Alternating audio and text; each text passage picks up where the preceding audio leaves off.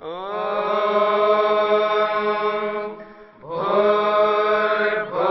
स्वः तत्सवितुर्वरेण्यं भर्गो देवस्य धीमहि धियो यो नः प्रचोदयात्।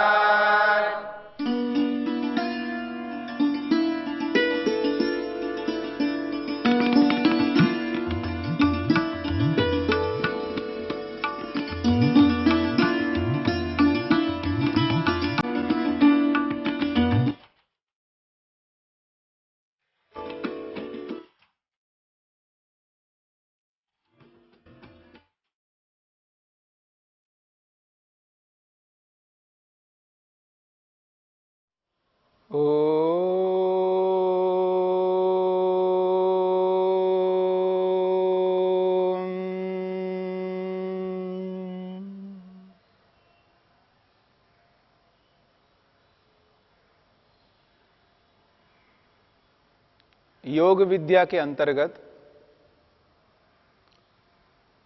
मन को लेकर के चर्चा हो रही है। मन का स्वभाव। यद्यपि मन का स्वभाव शांत है, मन शांत होकर भी चंचल क्यों हो रहा है, चंचल क्यों होता है?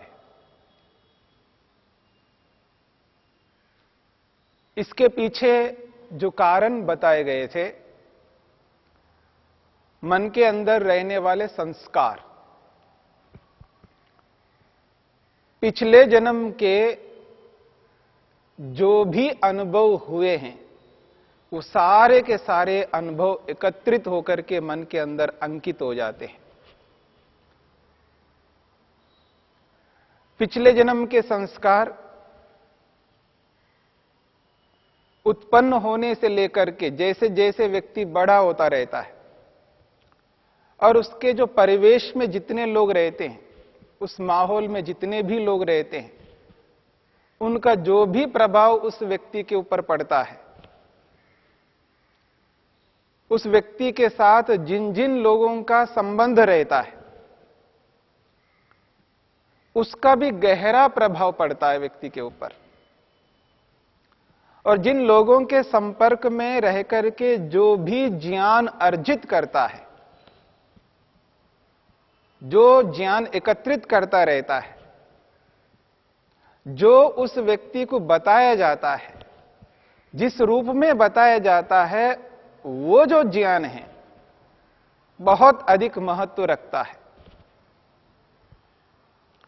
तो उस ज्ञान को लेकर के, उस परिवेश से प्रभावित होकर के, पिछले जन्म के वो जो संस्कार है उनसे प्रेरित होकर के व्यक्ति वैसा ही करता है जैसा उसका ज्ञान चल रहा होता है। वर्तमान में जो ज्ञान उसके मन के अंदर विद्यमान है, उस ज्ञान के अनुरूप ही वैसा माहौल है, वैसा परिवेश है। उस ज्ञान, उस परिवेश के अनुसार ही वो जो संस्कार उसके मन में हैं, हर प्रकार के संस्कार है, परंतु वो जो संस्कार एक प्रकार से रील की तरह घूमते रहते हैं, उनमें से उन्हीं संस्कारों से प्रेरित होता है जो वर्तमान में उसका ज्ञान का स्तर चल रहा होता है। और वर्तमान में जो ज्ञान का स्तर है वो जिस परिवेश के कारण से है, उस परिवेश से भी उन लोगों से प्रभावित होता हुआ, उस ज्ञान को और पुष्ट करता हुआ, उन संस्कारों से प्रेरित होकर के वो अपने मन को रजोगुणी बना देता है। और उस रजोगुण में थोड़ा सा तमोगुण भी मिल जाता है। उसके कारण से ऐश्वर्य विषय प्रियम भवति। यद्यपि मन सात्विक है, सत्वगुण प्रधान है, प्रख्यारूपम ही चित्त सत्वम, शांत स्वभाव वाला होता हुआ भी मन वो रजोगुणी बन जाता है। उस रजोगुण के उभर जाने के कारण से मन में वो जो उसकी रुचि हो रही होती है, वो ऐश्वर्य की हो रही होती है। ऐश्वर्य को चाहने लगता है, ऐश्वर्य उसको प्रिय लगने लगता है। विषय प्रियम भवति, ऐश्वर्य के साथ साथ विषयों को भी प्रिय मानने लगता है। रूप, रस, गंध, स्पर्श, शब्द, इन विषयों को भी बहुत अच्छा लगता है उसको। ये विषय उसको अच्छे लगने लगते हैं। एक ओर से उसके परिवेश में, उस माहौल में जितने भी लोग हैं, वो लोग भी ऐसे ही होते हैं, उनको भी विषय बहुत अच्छे लगने लगते हैं। माता, पिता, भाई, बहन, चाचा, चाची, जितने भी लोग हैं, वो भी विषयों को प्रिय मानते हैं। वो विषयों से प्रेरित होते हैं, विषयों की लालसा करते हैं, विषयों की अपेक्षा करते हैं, विषयों की ओर दौड़ते हैं। तो वो कैसे बचा रह पाएगा? वो कैसे इनसे वंचित रहेगा? क्योंकि उनको जो माहौल दिया जा रहा है, जो परिवेश दिया जा रहा है, वो विषयों का है, तो वो भी विषयों की ओर झुकता जाता है, अनायास विषयों की ओर अग्रसर होता है, विषय भी उसको प्रिय लगने लगते हैं। और ऐश्वर्य तो प्रिय लग ही रहे हैं। धन एक बहुत बड़ा ऐश्वर्य। आज वर्तमान में धन इतना बड़ा ऐश्वर्य है, ऐसा लगता है इससे बढ़कर और कोई ऐश्वर्य ही नहीं हो सकता। हर कोई व्यक्ति इस धन से इतना प्रभावित है, इतना प्रभावित है, वो ये मानता है, ये जानता है, ये एहसास करता है, बिना धन के, बिना धन रूपी ऐश्वर्य के मेरा जीवन निरर्थक है, मैं कभी सार्थक नहीं हो सकता। धन तो चाहिए। तो इस धन रूपी ऐश्वर्य के प्रति हर कोई व्यक्ति प्रभावित होता जा रहा है, धन को चाहने लगता है। यह रजोगुण के कारण से है। और जब तक मन में रजोगुण उभर करके रहता है, जब तक मन के अंदर कार्यरत होता है, वो अपना प्रभाव बनाए रखता है, तब तक मन के अंदर यही चलता रहता है, एन केन प्रकारेण, यानी जिस किसी भी रीति से मैं इस ऐश्वर्य को प्राप्त करूं, मैं ऐश्वर्यशाली बनूं। हर कोई व्यक्ति ऐश्वर्य के पीछे दौड़ रहा है। ऐश्वर्य को न चाहना, यह मैं नहीं कहना चाह रहा। ऐश्वर्य को चाहना है, ऐश्वर्य चाहिए, पर केवल व्यक्ति ऐश्वर्य की ओर इसलिए अग्रसर हो रहा है क्योंकि रजोगुण को भरा हुआ है, मन के अंदर रजोगुण ही काम कर रहा है, इसलिए वो ऐश्वर्य प्रियम भवति। और देखिएगा, वर्तमान में इस धन के साथ साथ जमीन, आप देखिए किसके मन में ये जमीन के बारे में सोचता ना हो। किसके बारे में हम ये कह सकते हैं कि ये आदमी जमीन के बारे में नहीं सोचता? जिसको भी देखो उसको जमीन चाहिए। बिना जमीन के मकान कहां से बनाएगा? और आज जमीन एक ऐसा ऐश्वर्य बन गया है, ये बिल्कुल स्थिर ऐश्वर्य है। नोटों को एकत्रित करें तो उनको रखने की समस्या होती है, संभालने की समस्या होती है, टैक्स की समस्या होती है और इतर समस्याएं आ जाती है। जमीन तो लेकर के खरीद करके रख दिया, एक प्लाट यहां ले लिया, संतुष्टि नहीं है, दूसरा प्लाट भी लेना है। अजमेर में लिया तो जोधपुर में भी लेना है, जयपुर में भी लेना है, जहां पर मिल सकता वहां पर लेना है। नगर में नहीं मिले तो गांव में ही लेकर के रखना। आज उसके भाव नहीं तो कल हो जाएंगे। जमीन एक बहुत बड़ा ऐश्वर्य हो गया, क्योंकि रजोगुण जब तक काम करता रहेगा व्यक्ति के अंदर, वो ऐश्वर्यों को बढ़ाने के लिए ही चलता रहेगा उसका काम। फिर जो उसको मुख्य काम करना था, जो मनुष्य शरीर को जिसने प्राप्त किया, जो उसको सोचना चाहिए था, जिसके लिए उसका जीवन चल रहा है, वो तो लक्ष्य रह जाता है और ऐश्वर्य को प्राप्त करने का लक्ष्य मुख्य हो जाता है। तो ये जो ऐश्वर्य का ओढ़ जो लगा हुआ है, ऐश्वर्यों के प्रति जो जागरूकता व्यक्ति के अंदर है, जिस किसी को भी देखो, चाहे वो पैसा रूपी ऐश्वर्य हो, जमीन रूपी ऐश्वर्य हो, गाड़ियां हो और अन्य जड़ पदार्थों को प्राप्त करने की जो लालसा है, चाहे वो कपड़े हो, चाहे वो कोई भी हो, जो एकत्रित करने की जो चेष्टा व्यक्ति कर रहा है, भौतिक पदार्थों को इकट्ठा करना जो उसका स्वभाव बन गया है, यही भौतिक ऐश्वर्यों को प्राप्त करने की चेष्टा है। इसलिए वो कहता है ऐश्वर्य प्रियम भवति रजस्तमोभ्याम संसृष्टम मनः।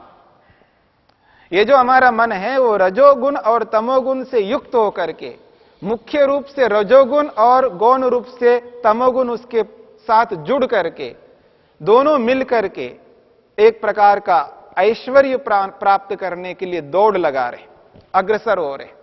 और उन ऐश्वर्यों को रख करके करेगा क्या? इसलिए वो कहता है विषय प्रियम भवति। उन ऐश्वर्यों के माध्यम से विषयों का भोग करना चाहता है, विषय भोग करना चाहता है। इसलिए फिर भोगों के प्रति उसका झुकाव, भोगों के प्रति उसकी प्रवृत्ति चल रही होती है, क्योंकि वो जो ऐश्वर्य है, उन ऐश्वर्यों का उपभोग विषयों के माध्यम से ही कर पाएगा व्यक्ति। ऐश्वर्य तो है लेकिन भोग नहीं कर सकता हो, तो ऐश्वर्य एकत्रित करके भी क्या करेगा? इसलिए भोगों को भोगने के लिए भी व्यक्ति निरंतर अग्रसर होता जा रहा है। और जब तक मन के अंदर यह ऐश्वर्य बना रहेगा, तब तक विषयों के प्रति रुकावट नहीं हो सकती, विषयों के प्रति अनिच्छा नहीं हो सकती, विषय उसको अप्रिय लगे ये नहीं हो सकता। सदा विषय प्रिय लगते हैं उसको। विषय अप्रिय उस व्यक्ति को लग सकते हैं जिसके मन में रजोगुण काम नहीं कर रहा हो, सत्वगुण काम कर रहा हो। जब सत्वगुण मन के अंदर काम करता है, तब वो विषय उसको प्रिय नहीं लगते, उसको अप्रिय लगते हैं। क्योंकि मन में एक वक्त एक काम चलेगा। जिस समय मन विषयों को चाहने लगता है, तब केवल विषय ही रहेंगे। जिस समय मन में ईश्वर की इच्छा पैदा होती है, ईश्वर को प्राप्त करने की इच्छा रहेगी, तब विषय रह जाएंगे। दोनों में से एक होगा। जिसको विषय प्रिय लग रहे हैं, चाहे वो रूप हो, चाहे वो रस हो, चाहे वो गंध हो, चाहे वो स्पर्श हो, पांचों विषयों में कोई भी एक विषय उसको प्रिय लगने लगता है।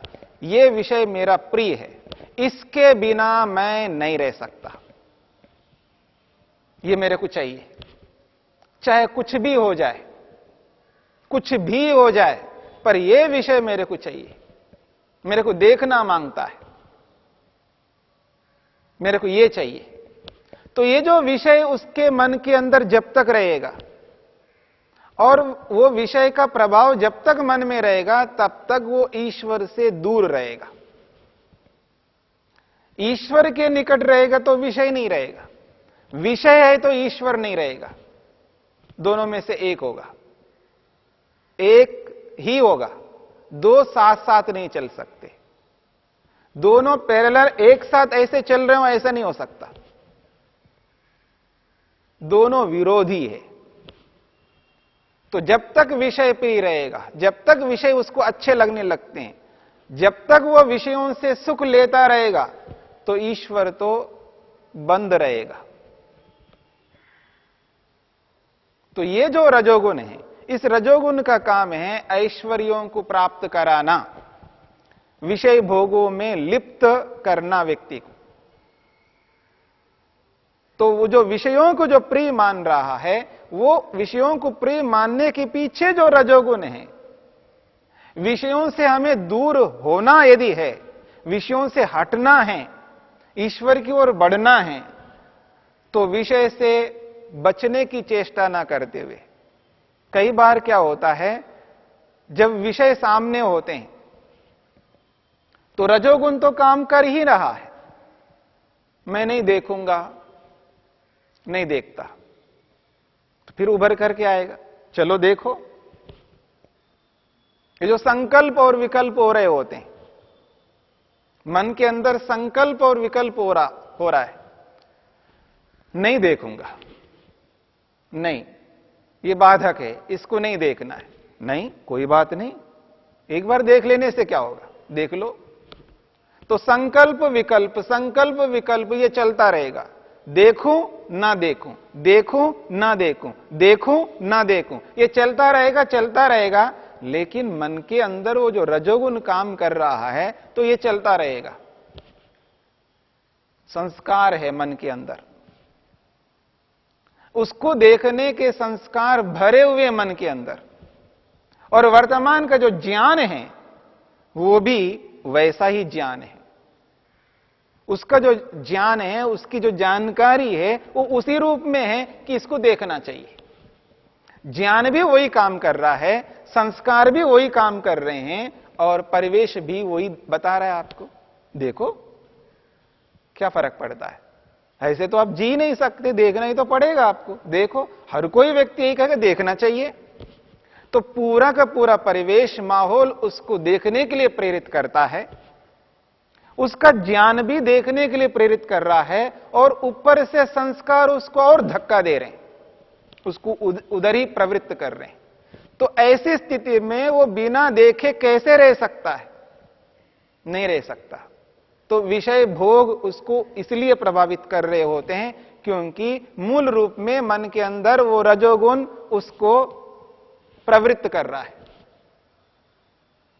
अब इस न देखने के लिए यदि हम कुछ मेहनत करना चाहते हैं तो प्रारंभ से मेहनत होना पड़ेगा। आंखें कितने ही बार बंद करो, लेकिन आखिर खोलना तो पड़ेगा, देखना तो पड़ेगा, कभी ना कभी आपके सामने तो आएगा। कैसे बच पाओगे? हां, बच वो सकता है जिसके मन में रजोगुण काम नहीं कर रहा हो, सत्वगुण काम कर रहा हो। तो पश्यन्नपि न पश्यति, वो देखता हुआ भी नहीं देखेगा। जैसे किसी को पढ़ने में रुचि नहीं है, सावधान नहीं है व्यक्ति पढ़ने में, तब वो व्यक्ति पढ़ता हुआ भी नहीं पढ़ पाता है।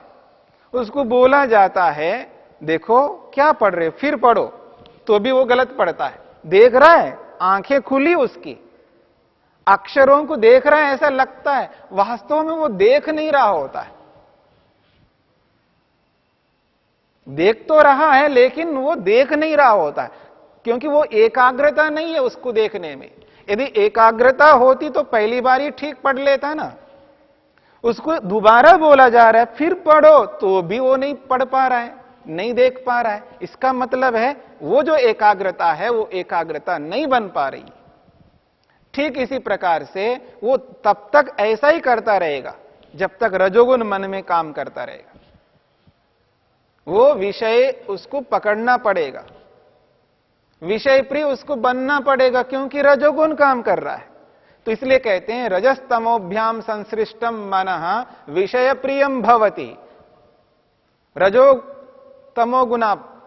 तमोगुण, रजस्तमोभ्याम संसृष्टम मनः ऐश्वर्य प्रियम भवति, ये वाली स्थिति है।